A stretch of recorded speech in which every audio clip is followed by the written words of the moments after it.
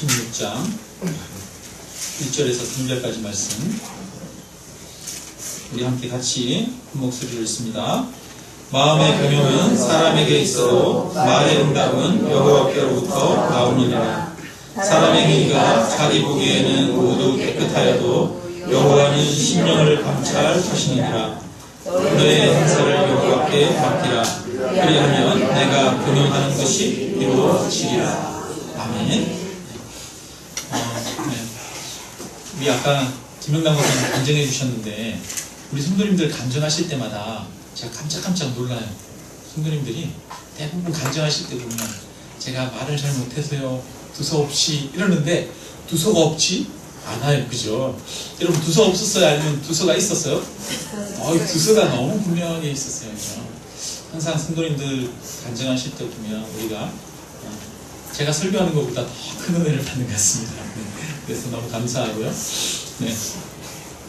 그리고 그 간증 중에 우리 장로님에 대해서 얘기해 주셨는데 장로님 그 생전에 이제 계시을 때 가장 존경하던 우리 임채상 집사님이 가장 존경하는 신앙인 중에 한 분이 우리 장로님이셨대요. 근데 그 장로님이 한때는 뭐 했대요? 예배 시간에 네, 그 전날 숙취를 완전히 깨우지 못하고 예배에도 오셨었다고 이런 얘기를 들으면서 야 이제 우리 공동체도 숙취를 안고 오시는 분이 있으면 사랑으로 이렇게 품어줄 수 있는 품이 생기겠구나 이런 생각이 들었습니다. 네, 그죠? 네, 아멘. 하나님의 놀라운 역사들이 우리 교회도 사랑의 역사들이 많이 나타날 것 같습니다. 여러분 2018년 한 해가 이제 끝나가고 있습니다. 43분 정도 남았습니다. 2019년 새해를 우리가 맞으면서 우리는 새로운 꿈과 또 기대와 소망을 가지고 있는데요. 새해가 되면은 항상 대박이 나는 곳이 있어요. 어딘지 아십니까? 어디예요? 네? 모르세요? 목욕탕? 목욕탕도 대박 나는군요. 네, 새해가 되면은. 근데 새해가 되면 대박 나는 데가 점집이잖아요. 그죠? 점집. 대박 나지 않습니까? 네. 우리 그리스도인들에게는 좀 동떨어져 있는 곳이긴 한데, 네. 요즘은 이 세상 사람들 가운데 삶의 곁으로 이 점집이 많이 다가온 것 같아요. 그 인사동이나 이런 데 가면은 조그만하게 이렇게 천막으로 이렇게 쳐가지고 사주팔자, 궁합 이런 거 보는 거 이런 거 있죠. 단돈 10,000원, 20,000원이면 이렇게 볼 수 있어서 연인들이 인사동이나 이런 데 놀러 갔다가 재미로 자주 보게 되는 게 이제 그런 사주팔자, 궁합 뭐 이런 것들이 또 합니다. 저기 우리 홍대에 가면 카페가 많이 있는데요. 카페나 아니면 술집이나 이런 데가 많이 있는데 그 카페 중에는 점을 봐주는 카페가 있습니다. 카페에서 차 마시면서 점도 보고 또 타로점이라고 그러죠. 타로 카페 이런 것도 있고요. 카페에서도 요즘 사주팔자, 궁합 뭐 이런 거 봐주기도 한다고 그러더라고요. 우리 이 21세기의 사람들은 한편으로 과학의 시대라고 이야기하지만 또 한편으로는 알 수 없는 인간의 미래 그리고 신비한 힘, 운명 이런 것들에 대해서 여전히 관심을 가지고 있고 궁금해하는 것 같습니다. 이것은 어쩌면 인간의 어쩔 수 없는 속성이겠죠. 인생이라는 것이 내가 생각하는 것대로 안 되잖아요. 그렇죠? 계획하고 진행하는 대로 결과가 나오지 않기 때문에 또 인생이라는 것이 시기와 우연이라고 하는 것들이 닥치기 때문에 내 힘에 의해서 할 수 없는 정해진 어떤 숙명이 있는 것처럼 그렇게 생각합니다. 그래서 옛부터 많은 사람들이 인생에 대해서 또 다른 설계자가 있다라고 그렇게 이미 그 설계자에 의해서 결정되었다라고 생각해 왔습니다. 이 터키 지역에서 한 산악지대를 이렇게 한 사람이 차를 타고 여행하고 있었는데 그 운전수가 너무 위험한 이 산비탈에 있는 그 길을 너무 빠른 속도로 이렇게 운전해서 가더래요.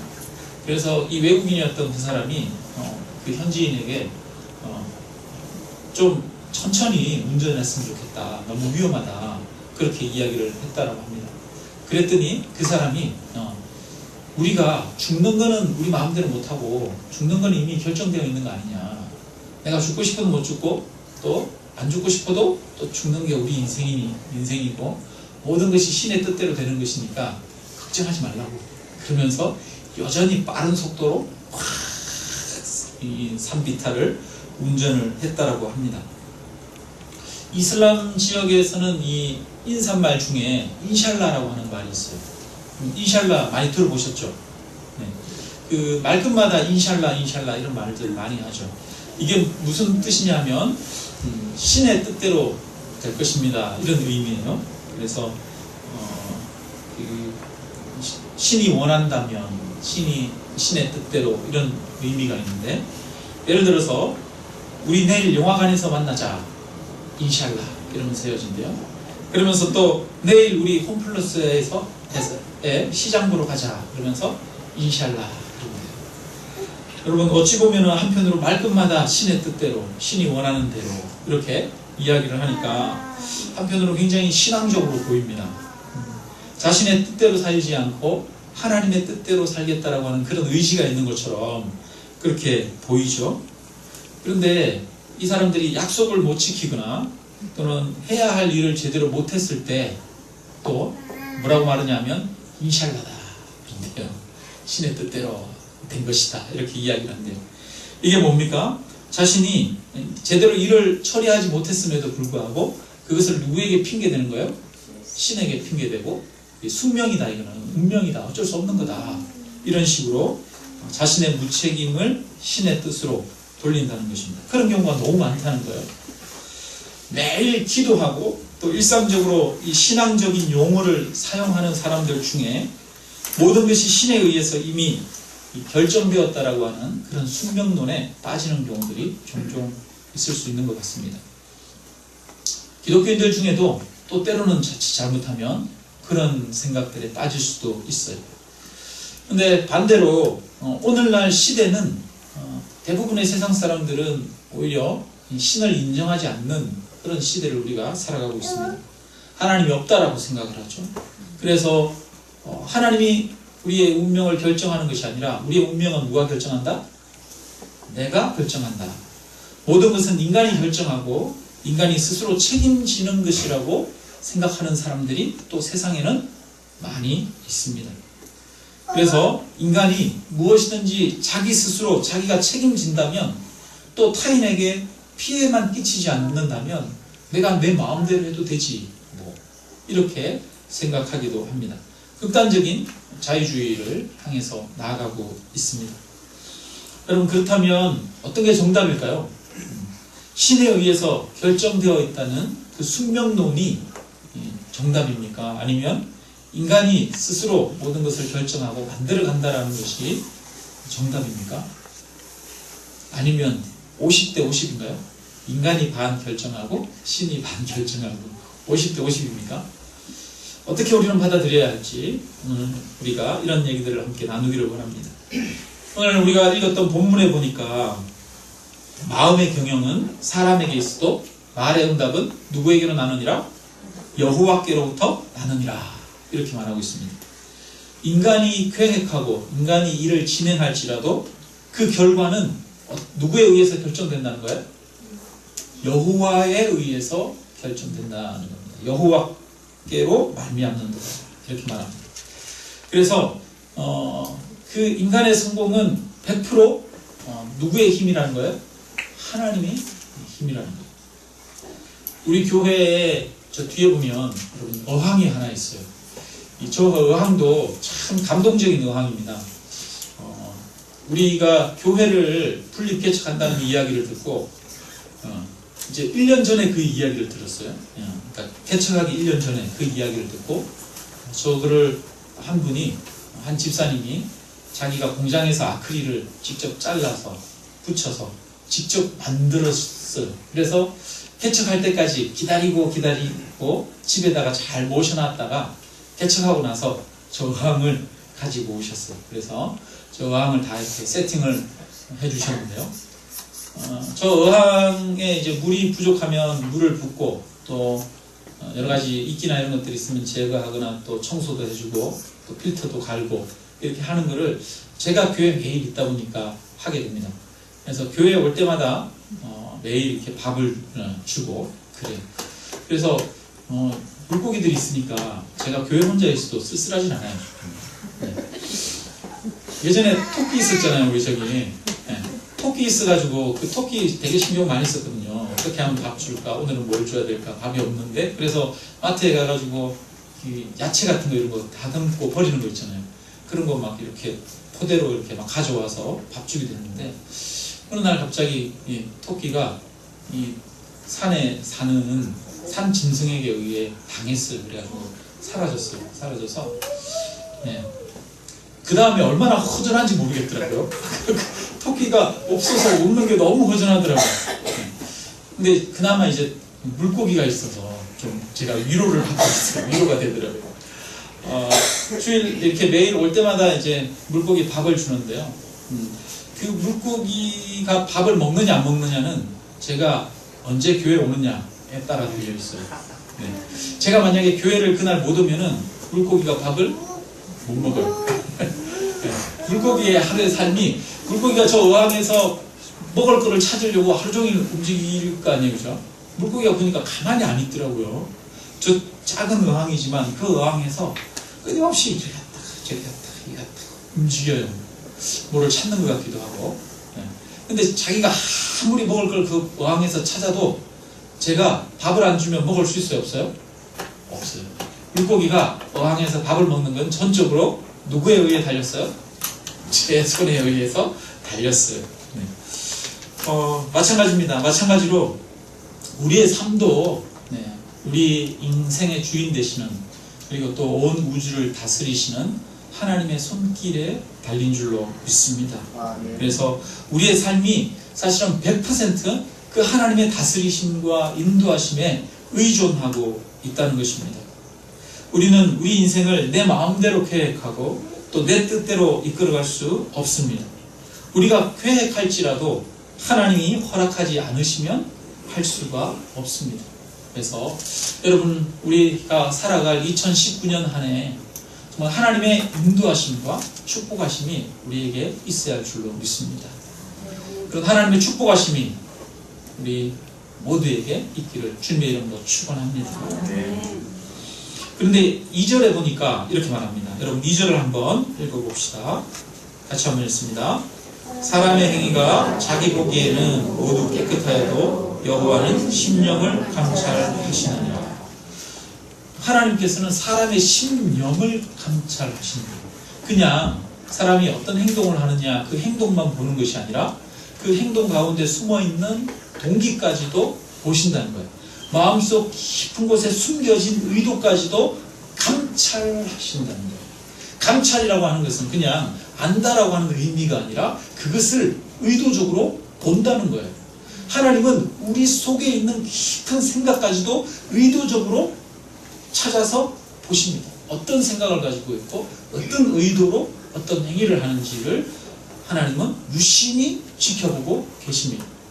그러면 여러분 왜 하나님은 우리의 심령에 있는 동기까지도 그렇게 감찰을 하십니까? 그냥 궁금해서? 아무 이유 없이 하나님이 감찰하실까요?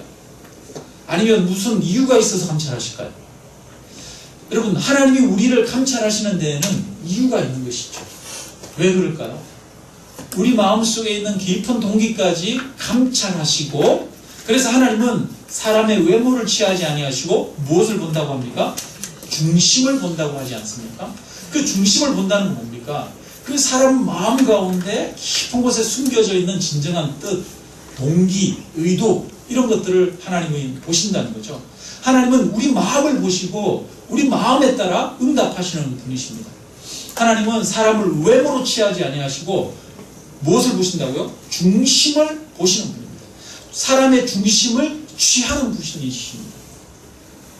그러면 하나님이 우리의 중심을 보시고 중심을 취하신다는 게 여러분 무슨 의미가 있습니까? 바로 우리의 중심을 보시고 그에 따라 하나님이 응답하시기 위한 것이죠. 그렇다면 여러분 우리의 행위와 우리의 마음이 하나님 앞에 아무런 의미를 가지지 않습니까? 아니면 의미를 가집니까? 의미를 가지죠. 우리의 행위와 우리의 마음에 하나님은 응답하십니다. 그렇다면 우리는 우리의 삶을 살아가는 데 있어서 내가 내 삶을 결정하는 능력이 있습니까? 없는 겁니까? 한편으로 있는 거죠. 하나님은 우리 마음의 생각과 우리의 행동을 보시고 우리에게 은혜를 베푸시는 거죠. 그런 의미에서 보면 결국 우리가 우리 인생을 좌우하고 영향을 끼치는 게 한편으로 맞는 것이기도 합니다. 저기 어항에 보면 물고기가 4가지 종류가 있어요. 여러분, 4가지 종류. 나중에 한번 기회가 되면 아니 4가지 종류가 어떤 게 있지? 생각이 들 수 있는데 이름은 제가 모르지만 4가지 종류의 물고기가 있습니다. 근데 이렇게 물고기를 밥을 주다 보면은요, 이 밥을 주면은 밥을 많이 먹는 물고기가 또 있어요. 어떤 물고기가 밥을 먹느냐면 많이 먹냐면 재빠른 물고기들이 있어요. 똑똑한 물고기들이 있어요. 이렇게 물 위에다가 이렇게 띄워줘. 어떤 물고기는 위층에 사는 물고기가 있거든요. 몇 마리. 그 다음에 저 밑에 사는 물고기가 있어요. 그리고 또 사료를 안 먹고 이끼 뜯어먹는 이렇게 물고기도 있고 다양한 물고기가 있는데 위쪽에 이렇게 주면 밑에 층에 있는 물고기들은 위쪽에 물고기가 뜨다는 이 밥이 있는데도 밑에서 올라오질 않아요. 근데 그 중에 특이한 놈들은 밑에 있다가 이렇게 위로 올라가지고 탁 먹고 내려가고 이렇게 하더라고요. 그리고 이렇게 사료를 주면 그 사료가 한쪽으로 많이 이렇게 좀 쏠리게 돼 있거든요. 물이 흘러가지고 물이 쏠려요. 근데 꼭 그 물이 쏠리는데 사료가 한쪽으로 몰리는데 거기에 탁 대기하고 있다가 탁 먹는 물고기들이 있어요. 근데 한편으로 좀 어떤 물고기는 좀 띨띨한 물고기가 사실 있어요. 밥을 주는데 얘를 내가 야 너는 왜 그렇게 못 먹냐 그래서 주고 싶은데 도저히 먹지를 못하는 거예요. 조금씩 주면은 다른 애들이 먼저 확 가가지고 먹어가지고 먹지를 못해요. 그래서 그렇게 조금 행동이 굼뜬 물고기들 그리고 재빠르게 이렇게 살피지 못하는 그런 물고기들한테까지 밥을 먹게 하려면 한꺼번에 이렇게 확 뿌려줘야 돼요. 쫙 뿌려줘야 물고기들이 다 정신없게 막 자기 앞에 있는 거 먹느라고 이렇게 바쁘잖아요. 그러면 이제 그때는 조금 행동이 굼뜬 애들도 이렇게 먹게 돼요. 자기 앞에 오는 거.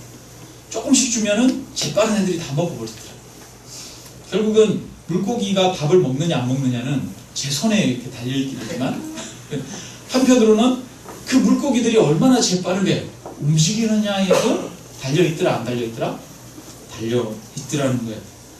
사실은 우리가 매일의 삶을 살아가는 것이 우리는 매일매일 살아가면서 하나하나 실제로 우리 자신이 결정을 해야 되잖아요. 하나님은 우리가 무엇을 먹을지, 낮에는 누구를 만날지 가르쳐주지 않습니다. 우리는 스스로 모든 것을 결정해야 합니다. 우리는 100% 내가 결정하고 100% 내가 실행하면서 살아가야 합니다. 학교를 어디 가야 될지, 어떤 분야를 전공해야 될지, 어떤 사업을 어디에다가 해야 할지, 동업을 해야 할지 말아야 할지, 회사를 다녀야 할지 그만두어야 할지, 이런 모든 것들은 결국은 내가 결정하는 겁니다. 100% 나의 결정입니다. 그래서 우리는 우리 스스로 내 힘으로 결정하고 또 그것에 대해서 책임져야 하는 것이 바로 우리 인생입니다. 그래서 한편으로 우리 인생은 100% 우리 책임이고 우리의 노력이 필요한 것입니다. 그런데 또 한편으로 100% 하나님의 인도하심의 역사가 있습니다.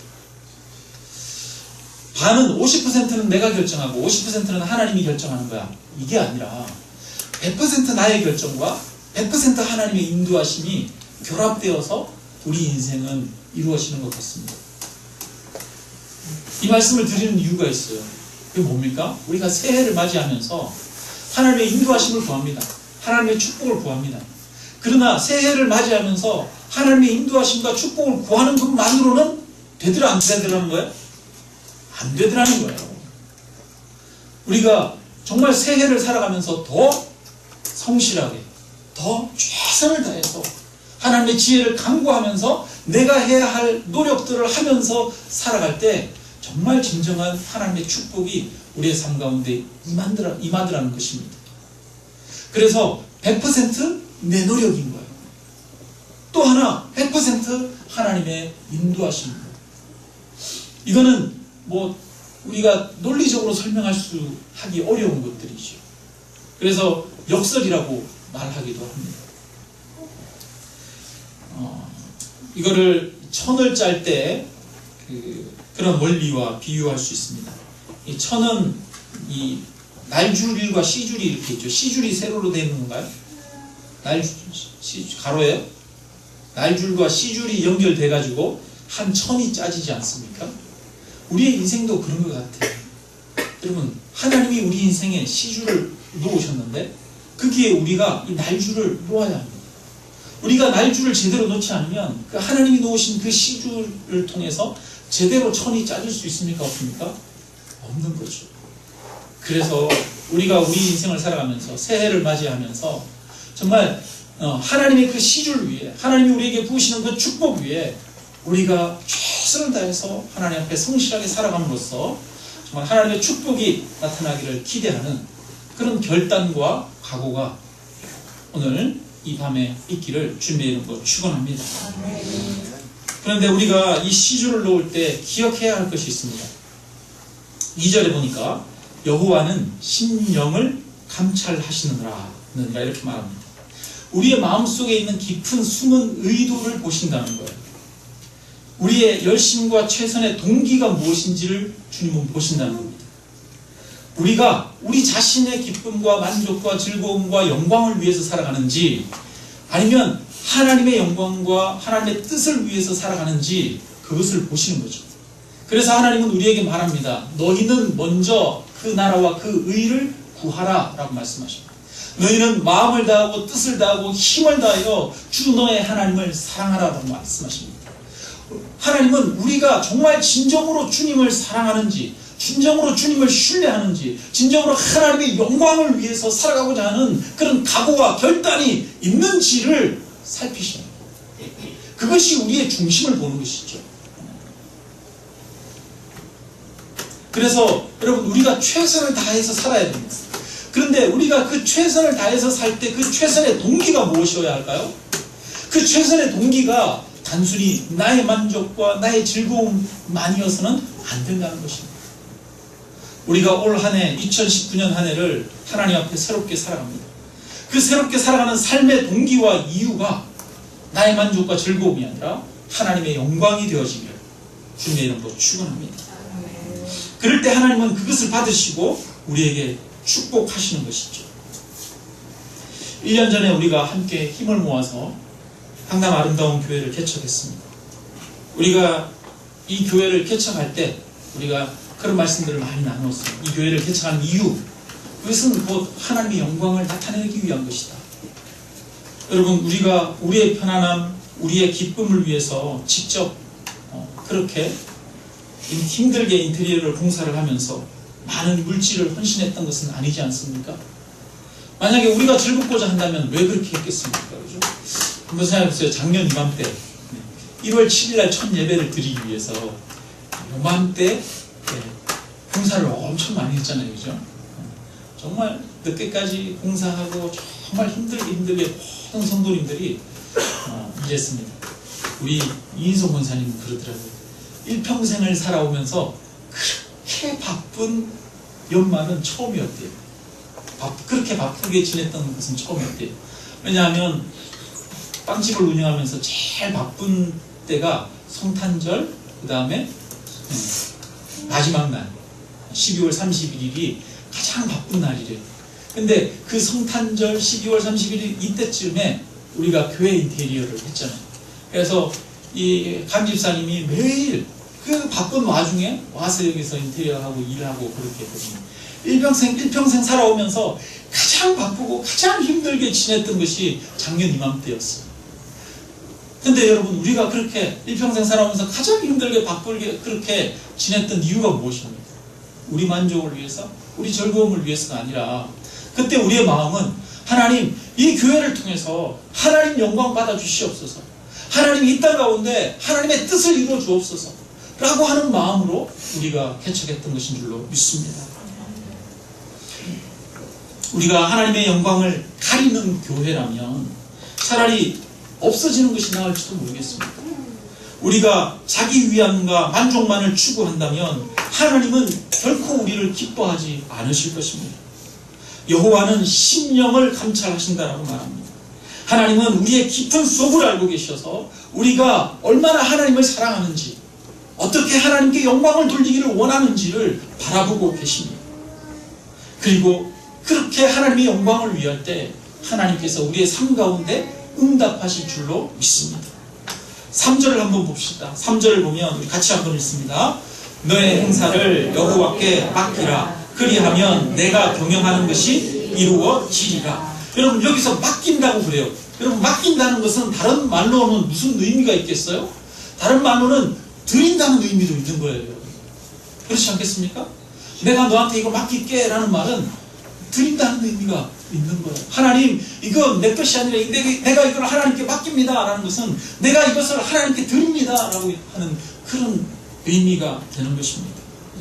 그래서 너희는 너희 몸을 하나님 거룩한 산 제사로 드리라 라고 그렇게 말합니다. 우리의 일상의 모든 삶이 결국은 하나님 앞에 드려지는 하나님 앞에 거룩한 산 제사라고 그렇게 말씀합니다. 너희는 너희 행사를 여호와께 맡기라. 너희의 한 해의 삶이 하나님 앞에 드려지는 것이 되도록 하라는 것입니다. 여러분, 2019년 한 해가 하나님 앞에 드려지는 한 해가 되기를 주님의 이름으로 축원합니다. 우리가 정말 진정으로 내 2019년 한 해가 나를 위해서 살아가는 한 해가 아니라 하나님께 드려지는 한 해가 되기를 원합니다. 나의 이 한 해는 하나님의 것입니다 라고 고백하면서 우리가 나아갈 때 그것이 바로 하나님께 맡기는 것이고, 하나님은 그럴 때 뭐라고 말씀하십니까? 그리하면 내가 경영하는 것이 어떻게 되리라? 이루어지리라 이렇게 말씀하고 있습니다. 여러분, 2019년 한 해 여러분이 경영하는 것이 모두 이루어지는 축복의 길을 주님의 이름으로 축원합니다. 그렇다면 우리가 먼저 해야 될 것이 무엇이겠습니까? 100% 인간의 노력이 필요하다는 것을 알고 나 자신을 하나님 앞에 드리고 우리의 삶의 전부를 하나님 앞에 맡겨 드릴 때 2019년 한 해를 하나님 앞에 드리는 거룩한 산 제사로 우리가 드릴 때 하나님이 우리의 경영하는 것을 이루게 하실 줄로 믿습니다. 이런 축복이 있기를, 그래서 우리 연말에 많은 간증이 있기를 주님의 이름으로 축원합니다. 우리 함께 찬양 드리겠습니다. 이렇게 찬양할 때 552장